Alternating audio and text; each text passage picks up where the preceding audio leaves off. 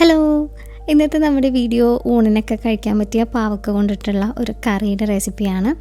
അപ്പോൾ ആദ്യം ഞാനിവിടെ 2 ചെറിയ സൈസിലുള്ള പാവക്കയാണ്, ഒരുപാട് വലുതൊന്നുമല്ല. അതൊന്ന് വട്ടത്തിലാണ് കട്ട് ചെയ്തേക്കുന്നത്. നടുക്കുള്ള കുരുവൊക്കെ കളഞ്ഞിട്ടുണ്ട്. അതിലേക്ക് ആവശ്യത്തിന് ഉപ്പ് ചേർത്തിട്ട് ഉപ്പൊന്ന് നന്നായിട്ട് തിരുമ്മി വെക്കുക. അപ്പോൾ തിരുമ്മിയിട്ട് നമ്മൾ ഏകദേശം 1 മണിക്കൂർ നേരമെങ്കിലും റെസ്റ്റ് ചെയ്യാൻ വെക്കുക. കുറഞ്ഞത് അരമണിക്കൂറെങ്കിലും വയ്ക്കുക.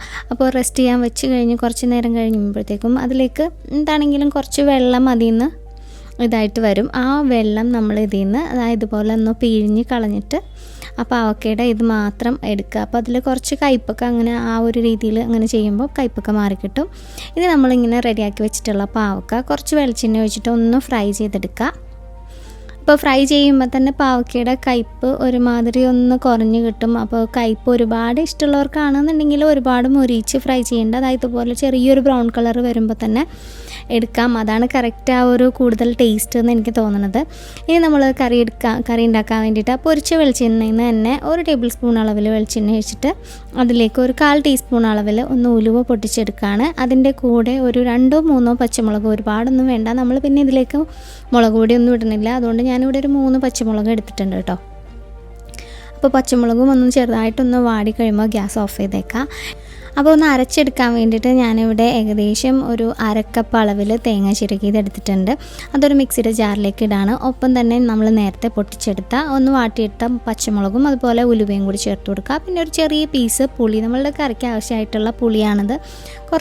വളരെ കുറച്ചേ ഉള്ളൂ. കുറച്ച് വെള്ളം കൂടി ചേർത്തിട്ട് ഇതുപോലെ ഞാനൊന്ന് അരച്ച് വെച്ചിട്ടുണ്ട്. ഇനി ഈ അരച്ചത് നമ്മളൊരു പാനിലേക്ക് ഡയറക്റ്റായിട്ട് തന്നെ ഒഴിച്ച്, താളിക്കൊന്നും വേണ്ട, ഡയറക്റ്റ് ആ പാനിലേക്ക് ഒഴിച്ചിട്ട് നമ്മൾ ആവശ്യത്തിന് ഈ കറിയുടെ ആ ഒരു തിക്നെസ് അനുസരിച്ച് നമുക്ക് എന്തോരം തിക്നെസ് ആണോ വേണ്ടത് അത്രയും ഒരു രീതിയിൽ കുറച്ച് വെള്ളം കൂടി ആഡ് ചെയ്തിട്ട് ആവശ്യത്തിന് ഉപ്പ് വേണമെന്നുണ്ടെങ്കിൽ ഈ സമയത്ത് ഒന്ന് ആഡ് ചെയ്ത് കൊടുക്കാം. അല്ലാന്നുണ്ടെങ്കിൽ തിളച്ച് കഴിയുമ്പോൾ എന്താണെങ്കിലും ഉപ്പിൻ്റെയൊക്കെ ആ ഒരു ടേസ്റ്റ് കറക്റ്റ് ആ പുളിയൊക്കെ ഇളകി കഴിയുമ്പോൾ നമുക്ക് മനസ്സിലാവും. അപ്പോൾ ആ സമയത്ത് ചേർത്ത് കൊടുത്താലും മതിയാവും. ഇപ്പോൾ നമ്മുടെ അരപ്പൊക്കെ നന്നായിട്ടൊക്കെ ഒന്ന് തിളക്കുന്നുണ്ട്. ഇനി വളരെ ഈസിയാണ്. ഇനി നമ്മൾ നന്നായിട്ട് അരപ്പൊക്കെ തിളച്ച് കഴിയുമ്പോൾ നമ്മൾ നേരത്തെ ഫ്രൈ ചെയ്ത് വെച്ചിട്ടുള്ള ആ പാവക്കയും കൂടെ ഇതിലേക്ക് ചേർത്ത് കൊടുക്കാം. പാവക്ക കംപ്ലീറ്റ് ആയിട്ട് ചേർത്തിട്ട് ഒന്ന് നന്നായിട്ടൊന്ന് മിക്സ് ചെയ്യുക. പിന്നെ പാവക്ക അതിൽ കിടന്ന് കുറച്ച് നേരം, വളരെ കുറച്ച് നേരം മാത്രം ഒന്ന് കുക്കായാൽ മതി. പാവക്ക ഒരുപാട് അലത്തിട്ടൊന്നും പോകേണ്ട. ആ ഒരു പാവക്ക പൊരിച്ചതിൻ്റെ ആ ഫീലൊക്കെ ഒന്ന് മാറിപ്പോവും. അപ്പോൾ ഒരുപാട് നേരമൊന്നും വേണ്ട. ഏകദേശം ഒരു 2 മിനിറ്റൊക്കെ കുക്കായി കഴിഞ്ഞ് കഴിഞ്ഞാൽ അത് ഗ്യാസ് ഓഫ് ചെയ്തേക്കാം.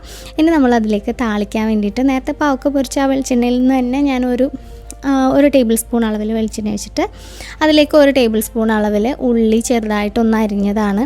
അതിൻ്റെ കൂടെ കുറച്ച് കടുകും കൂടി ചേർക്കുന്നുണ്ട്. അപ്പോൾ കടുക് ഏകദേശം ഒരു 1/2 ടീസ്പൂൺ അളവിൽ കാണും. ഇനി നമ്മൾ കടുകൊന്ന് പൊട്ടാൻ വേണ്ടിയിട്ട് ഞാൻ ഉള്ളി ഒന്ന് സൈഡിലേക്കൊന്ന് മാറ്റി കൊടുത്തിട്ടുണ്ട്. അതിൻ്റെ കൂടെ കുറച്ച് കറിവേപ്പിലയും അതുപോലെ 2 വറ്റൽമുളകും ഒന്ന് ഫ്രൈ ചെയ്തെടുത്തിട്ടുണ്ട്. ഇനി നമുക്ക് നേരെ തന്നെ ഇത് കറിയിലേക്ക് ഒഴിക്കാം. അപ്പോൾ വളരെ ടേസ്റ്റി ആയിട്ടുള്ള ഒരു കറിയാണ്. അപ്പോൾ പാവയ്ക്കൊക്കെ ഇനി കറി വെക്കുമ്പോൾ ഇതുപോലെ ഒന്ന് ട്രൈ ചെയ്യുക. ഇതുപോലെ ട്രൈ ചെയ്തിട്ടുള്ളവർ തീർച്ചയായിട്ടും ഈ വീഡിയോയുടെ താഴെ ഒന്ന് നിങ്ങളുടെ അഭിപ്രായം കൂടി ഒന്ന് കമൻറ്റ് ചെയ്തേക്കാം കേട്ടോ. അപ്പോൾ ഈ ഒരു റെസിപ്പി നിങ്ങൾക്ക് ഇഷ്ടമായി എന്ന് പ്രതീക്ഷിക്കുന്നു. തീർച്ചയായിട്ടും ഒന്ന് ട്രൈ ചെയ്ത് നോക്കുക. ട്രൈ ചെയ്ത് നോക്കിയിട്ട് ഫീഡ്ബാക്ക് അറിയിക്കുക. അതുപോലെ തന്നെ വീഡിയോ ഇഷ്ടമായിട്ടുണ്ടെങ്കിൽ വീഡിയോ ഒന്ന് ലൈക്ക് ചെയ്യാനും അതുപോലെ നിങ്ങളുടെ ഫ്രണ്ട്സിനും ഫാമിലി മെമ്പേഴ്സിനും ഒക്കെ ഒന്ന് ഷെയർ ചെയ്ത് കൊടുക്കാനും മറക്കരുത്. ഇതുപോലുള്ള നല്ല നല്ല വീഡിയോസുമായിട്ട് ഇനിയും കാണുന്നവരെ stay safe, take care, by.